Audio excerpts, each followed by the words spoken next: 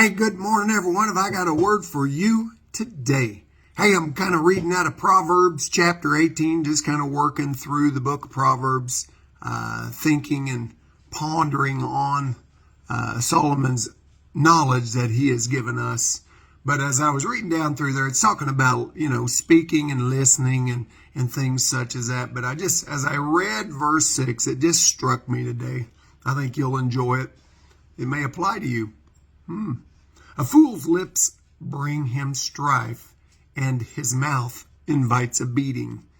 The Bible says life and death is in the power of our tongue.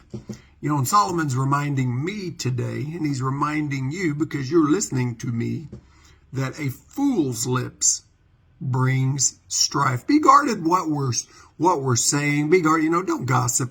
Don't spread rumors. Spread the gospel. Don't gossip, spread the gospel, spread the good news of Jesus Christ. But God's reminding us today is that a fool's lips bring him strife.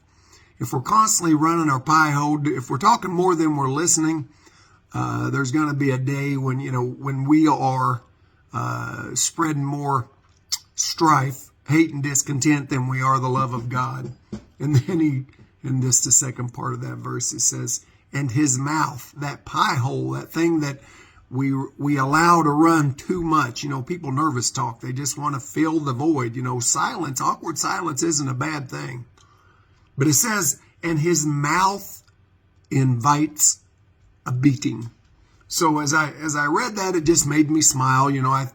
I think of times I've run my own mouth too much and kind of invited a beating, maybe got one. I've had a beating or two. I've given a beating or two. That's not the point. God's just reminding us that a fool's lips bring him strife and his mouth invites a beating. We all know somebody like that.